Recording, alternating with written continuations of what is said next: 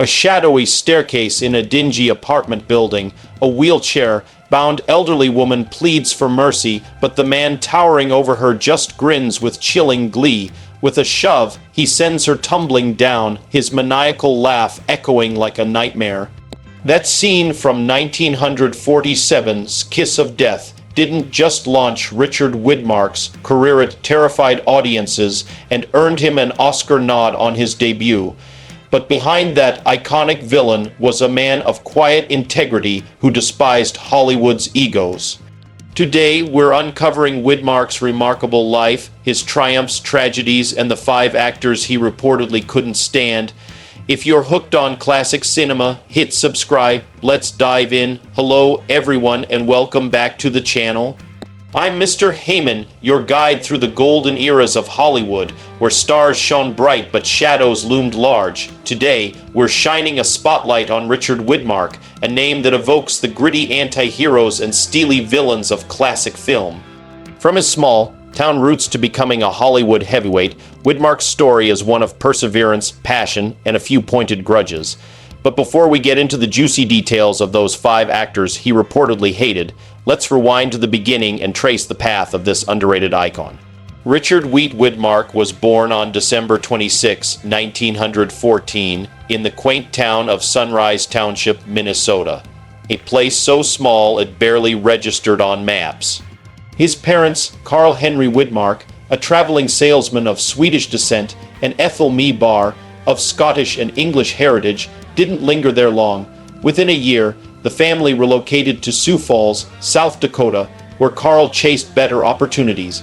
It was here that Richard's younger brother, Donald Henry Widmark, entered the world on July 25, 1918.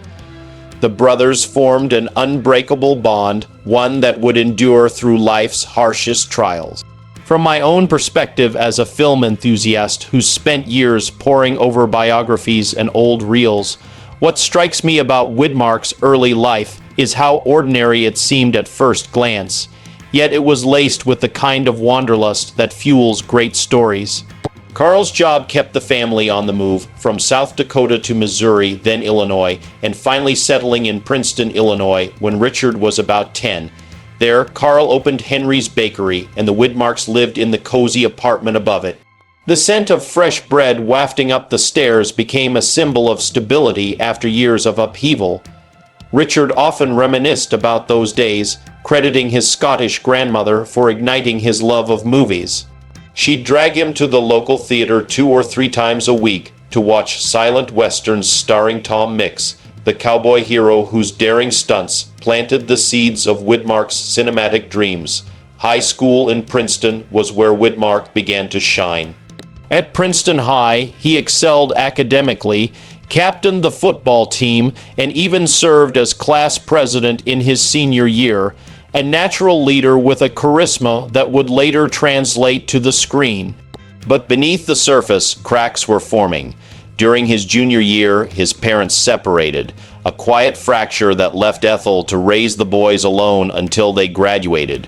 Richard, ever the resilient one, pushed forward. In 1932, he snagged a scholarship to Lake Forest College near Chicago, intending to study law. Football remained a passion. He was a standout player, but it was here that the stage called to him. Shy at first, Widmark dipped his toes into acting, fearing judgment from his peers. Yet the thrill was undeniable, and then fate intervened in the form of Aurora Jean Hazelwood, a fellow drama student whose shared love for theater sparked a romance that would define his life. They bonded over scripts and spotlights, and Jean became his anchor.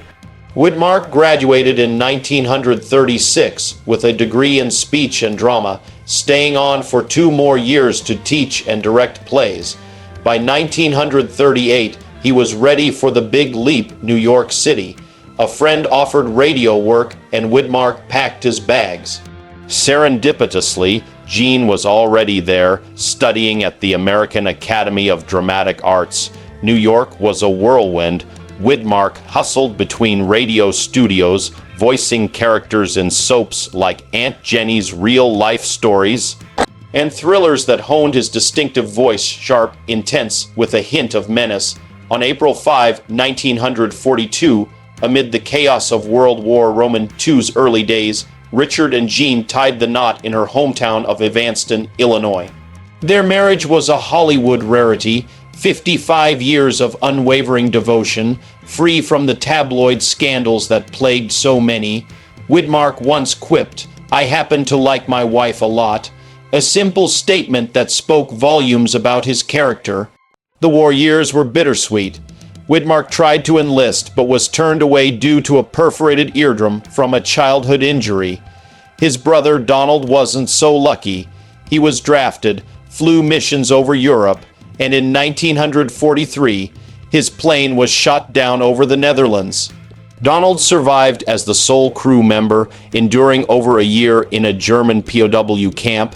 He returned home a changed man, plagued by headaches and eventual paralysis. Tragically, a brain tumor claimed him in 1955 at just 37. Widmark never forgave the government's neglect of veterans like Donald, a sentiment that added depth to his portrayals of war. Weary characters. As Donald fought overseas, Widmark's career gained momentum. He debuted on Broadway in 1943's Kiss and Tell, earning rave reviews for his natural presence. Radio gigs paid the bills, and he performed for troops via the American Theater Wing. In 1945, their daughter, Anne Heath Widmark, arrived, named in part after Jean's middle name. Fatherhood grounded him, but opportunity knocked when Darryl F. Zanuck at 20th Century Fox offered the role of Tommy Udo in Kiss of Death, 1947. Director Henry Hathaway balked. Widmark looked too intellectual with his high forehead. But Zanuck insisted, and Widmark, filming in New York to stay near family, delivered a performance for the ages. That infamous scene, pushing the wheelchair-bound woman played by Mildred Dunnock down the stairs while cackling, became cinematic legend. It earned him an Oscar nomination for Best Supporting Actor and a Golden Globe for Most Promising Newcomer. Widmark later laughed, "I thought this acting thing was easy. I haven't won anything since." But the role typecast him as a villain, a label he'd spend years shaking off. Fox locked him into a 7-year contract, and the hits rolled in. 1948 brought The Street with No Name, a gritty noir with Mark Stevens, and Roadhouse, opposite Ida Lupino and Cornel Wilde. Wait, actually it was with Celeste Holm, but the chemistry was electric either way. Then Yellow Sky with Gregory Peck, a western that showcased Widmark's versatility. By 1949, he starred in Down to the Sea in Ships with Lionel Barrymore, playing a whaling captain's apprentice in a tale of adventure and mentorship. The 1950s kicked off with Panic in the Streets, directed by Elia Kazan, an old Broadway buddy. Shot on location in New Orleans, it featured Jack Palance in his debut and Zero Mostel, but budget overruns hurt its box office. Undeterred, Widmark tackled No Way Out, a daring racial drama with Sidney Poitier also debuting and Linda Darnell. As the bigoted Ray Biddle, Widmark delivered lines laced with venom, but off-screen, he apologized to Poitier daily. "Sid, you know this is just acting, right?" Their friendship blossomed. Widmark was the first white star to invite Poitier to dinner, a quiet act of allyship in segregated Hollywood. From my own take, Widmark's willingness to play unsavory roles like this showed his commitment to storytelling over stardom. He wasn't chasing likability, he was chasing truth. In 1951's Halls of Montezuma, a WW2 epic, he led Marines alongside Jack Palance, Richard Boone, and a young Robert Wagner. The film captured the brutality of Pacific combat, with Widmark's commanding presence anchoring the ensemble. 1952 brought Don't Bother to Knock, pairing him with Marilyn Monroe in her first dramatic lead. Widmark saw her fragility. She was like a wounded bird, desperate for fame but terrified of it. Monroe's delays frustrated crews, but her edited performances sparkled. Rumors of affairs swirled, but Widmark shut them down. Not with me. She didn't even flirt. He admired her vulnerability, adding a layer of empathy to his tough guy image. By 1954, Broken Lance, reunited him with Wagner and Spencer Tracy in a Western remake of House of Strangers. It marked the end of his Fox contract. At 40, Widmark craved freedom, founding Heath Productions, named for Anne's middle name. He sought creative control, prioritizing family life on their San Fernando Valley ranch. Tragedy struck in 1955 with Donald's death, followed by Ethel's in 1956. Losses that deepened Widmark's introspective nature. Now, let's pivot to the heart of today's script, the 5 actors Widmark reportedly hated. Widmark was no gossip, but insiders whispered about his disdain for those who disrespected the craft. He valued discipline, preparation, and humility, qualities he embodied. From my research and chats with film buffs, these grudges stemmed from clashing work ethics, not personal vendettas. Widmark once said, "Acting is a serious business. Egos ruin it. Let's count them down. Number 5, Kirk Douglas. Both were intense powerhouses, but Widmark saw Douglas as a scene stealer, dominating with booming voices and dramatic flair." Rumor has it Widmark turned down a role opposite him, quipping, "There's only room for one storm in a scene, and Kirk brings the hurricane." Their alpha personalities clashed like thunderclaps. Douglas's ambition versus Widmark's quiet intensity.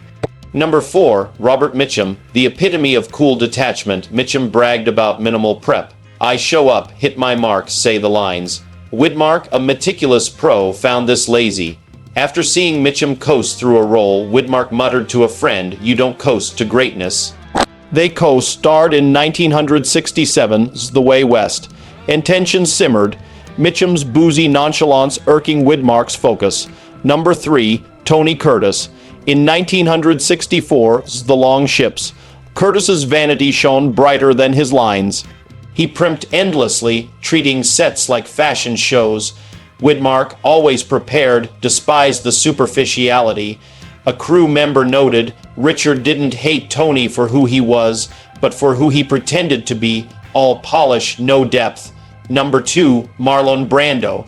Widmark respected Brando's genius but loathed his method chaos, improvising, forgetting lines, creating drama. They never collaborated, but Widmark griped, "Some actors need chaos to create. I prefer focus." Brando's unpredictability was anathema to Widmark's structured approach. Number 1, Frank Sinatra. Topping the list, all blue eyes clashed with Widmark on 1968's The Detective. Sinatra arrived late, demanded quick takes, skipped rehearsals, pure entitlement. Widmark fumed at the lack of dedication. Frank was all charm, no craft. A crew insider recalled to Richard, acting was sacred. To Sinatra, it was a gig. These feuds highlight Widmark's principles. He wasn't petty, just passionate about professionalism.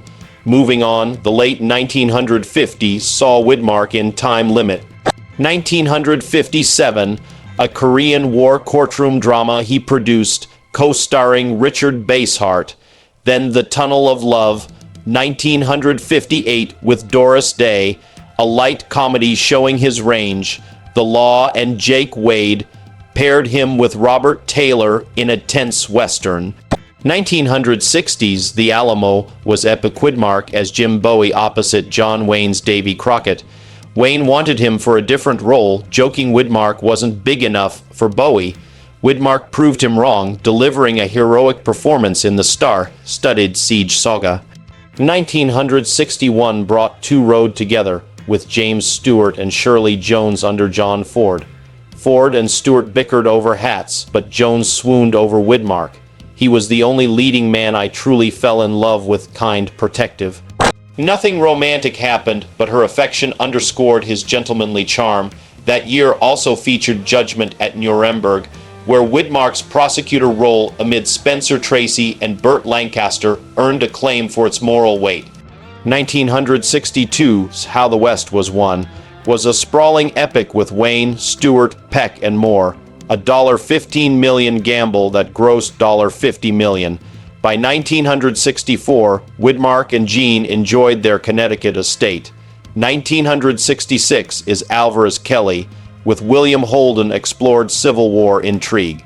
The Way West, 1967, reunited him with Mitchum and Douglas. Ironic given the grudges, but professionalism prevailed. Tragedy revisited in 1968 with Carl's death at 70. Widmark pressed on, starring in 1974's Murder on the Orient Express with Albert Finney and Lauren Bacall. 1982's Hanky Panky, directed by pal Sidney Poitier, teamed him with Gene Wilder and Gilder Radner, a comedic swan song. By 1987, at 72, Widmark soured on filmmaking. It just irritates me now. I don't want to waste my remaining years on sets. With over 70 films, many westerns, he'd left an indelible mark. Fan stories amused him. A slap from a fan calling him a squirt, or being knocked off a chair, he laughed it off. This acting business is something else. Honors came late, the 1990 D.W. Griffith Lifetime Achievement Award, presented by Poitier. Sid, I can't believe you came all this way. Widmark said, for you, Dick, I'd have walked. Poitier replied, but 1990 brought heartbreak. Gene's Alzheimer's diagnosis. Widmark retired to care for her, appearing once more in 1991's True Colors. Gene passed in 1997 at 80. Widmark sold their ranch, heartbroken. In 1999, he wed Susan Blanchard, Henry Fonda's ex, and a family friend who'd supported Gene.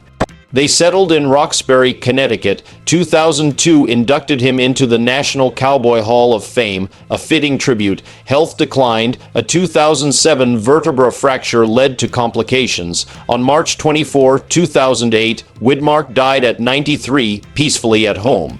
Friends remembered him as honorable, understated, a far cry from his on-screen villains. From myself, Widmark's legacy endures not just in films but in his integrity. In an era of excess, he chose family over fame, craft over chaos. If he were alive today, I'd bet he'd eye modern blockbusters with that signature skepticism, preferring the raw humanity of classics. What do you think? Did Widmark get the recognition he deserved? Drop your thoughts below. Subscribe for more Hollywood deep dives, and I'll see you next time. Thanks for watching.